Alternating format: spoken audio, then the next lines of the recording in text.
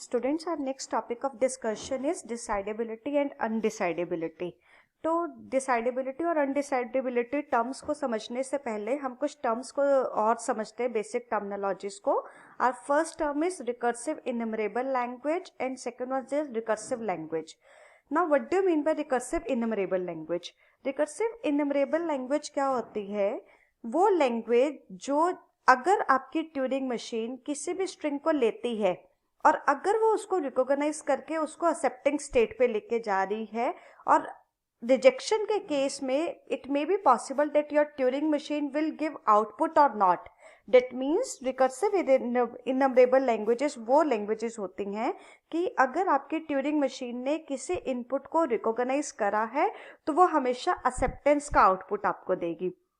But अगर Turing machine ने किसी इनपुट को रिकॉग्नाइज नहीं किया, यानी कि रिजेक्ट कर दिया है, और वी कैन से दैट कि वो जो स्ट्रिंग है वो उस लैंग्वेज का पार्ट ही नहीं है जिसके लिए ट्यूरिंग मशीन को डिज़ाइन किया गया है, then in case of rejection your Turing machine may or may not give output. तो जब आपकी ट्यूरिंग मशीन रिजेक्शन के केस में may or may not give वाली कंडीशन स्टेट में होती है, that means your Turing machine may or may not enter into the rejecting state, तो उन लैंग्वेजेस को हम लोग रिकर्सिव इनमरेबल लैंग्वेजेस कहते हैं.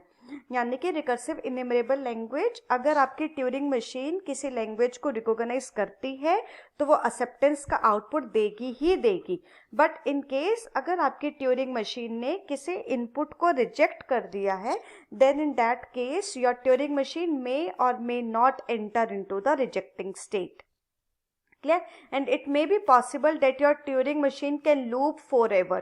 अगर कोई ट्यूरिंग मशीन किसी पर्टिकुलर स्ट्रिंग के लिए या लैंग्वेज के लिए बनी नहीं है तो उस केस में हमारी ट्यूरिंग मशीन लूप में भी फॉरएवर स्टक कर सकती है.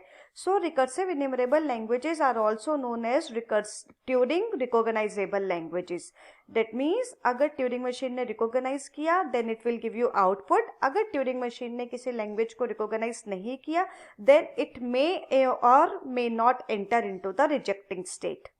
Clear? Now, next one is a recursive language. Recursive languages are those languages which always give you output in case of acceptance of string or rejection of a string.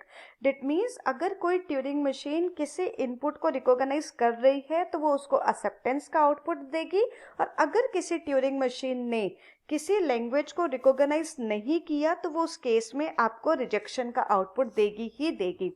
जबकि recursive innumerable क्या था? Rejection में may or may not give output. तो दोनों में similarity क्या है? Similarity ये है कि दोनों के दोनों लैंग्वेजेस जो हैं वो एक्सेप्टेंस के केस में आपको आउटपुट देते ही देते हैं. और डिसिमिलैरिटीज क्या है? रिकर्सिव इनमरेबल लैंग्वेज रिजेक्शन के केस में may or may not give output, but recursive language will always give output in case of rejection. तो ये एक्सेप्टेंस के लिए भी आउटपुट देगी और रिजेक्शन के लिए भी आपको बताएगी that your language is your input is not recognised. Clear? तो हमने ये एग्जाम्पल किया था, ट्यूरिंग मशीन हम लोगों ने एक डिजाइन करी थी, a की पावर n, b की पावर n, c की power n, n is greater than equal to 1. This example is a recursive language. Because ये रिकर्सिव क्यों है? बिकॉज इसके लिए जो हमने ट्यूरिंग मशीन डिजाइन की थी, जब हम उसमें इनपुट इस फॉर्म में डालते हैं, a की पावर n, b की पावर n, c की पावर n की फॉर्म में इनपुट देते हैं, तो हमारी ट्यूरिंग मशीन हमेशा हमें फाइनल स्टेट पे लेके जाती है. और अगर हम इस फॉर्म के अलावा किसी दूसरी फॉर्म में आउटपुट देते हैं तो हमारी ट्यूरिंग मशीन हमें नॉन फाइनल स्टेट के ऊपर लेके जाती है. दैट मीन्स चाहे वो स्ट्रिंग को एक्सेप्ट कर रही है चाहे वो स्ट्रिंग को रिजेक्ट कर रही है, it will give us output. Clear? Now let's discuss our another terms, decidable language and undecidable terms. recursive language और recursive enumerable languages की हेल्प से ही हम लोग हम इन दोनों लैंग्वेजेस को समझने की कोशिश करेंगे.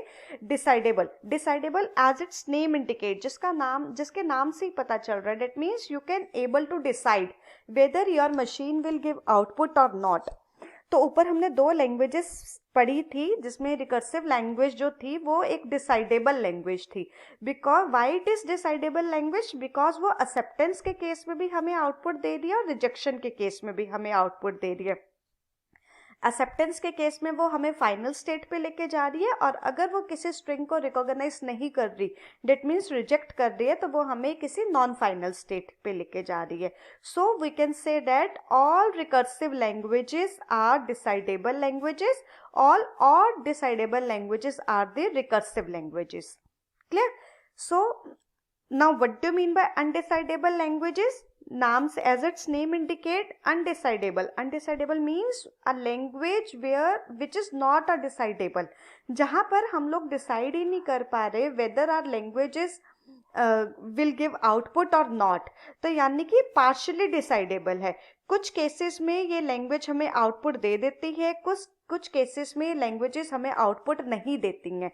यानी कि कुछ केसेस में ये एज अ रिकर्सिव लैंग्वेज काम करती है, और कुछ केसेस में ये language as a recursive enumerable काम करती है. तो जब ये दोनों चीज़ों की तरह काम करती है, रिकर्सिव लैंग्वेज की तरह भी कुछ केसेस में आउटपुट ट्रीट करती है, रिकर्सिव इन्यूमरेबल की तरह भी कुछ चीज़ों में ट्रीट करती है, तो we can say that undecidable language is a partially decidable. Clear? और अगर कोई भी लैंग्वेज पार्शियली डिसाइडेबल भी नहीं होगी, यानी कि ना तो वो डिसाइडेबल है, ना वो अनडिसाइडेबल है, ना वो पार्शियली डिसाइडेबल है, तो पार्शियली डिसाइडेबल केस में हमारी उस केस में the thing is that there is no Turing machine exist for that language. Clear? तो अब मैं एक बार इस पूरे टॉपिक को कंक्लूड कर देती हूँ. डिसाइडेबल लैंग्वेजेस कौन सी थी? डिसाइडेबल लैंग्वेजेस वो लैंग्वेजेस होती हैं जो रिकर्सिव लैंग्वेज होती हैं. रिकर्सिव लैंग्वेजेस कौन सी होती हैं? Recursive languages are those languages which will give output in case of acceptance of a string, and it will also give output in case of rejection of a string. Acceptance और rejection दोनों के cases में हमारी machine हमें output देती है. Undecidable languages are those languages which are not decidable. Clear? So it may be possible that in sometimes it is a partially decidable. That means it will give output or it will not give output, but it is not a decidable languages. Clear? Or we can say that partially decidable languages, it is a partially decidable languages, so we can say that is a recursive enumerable language, क्योंकि recursive enumerable language भी acceptance के case में output दे रही है, और rejection के case में it may or may not give output. Clear?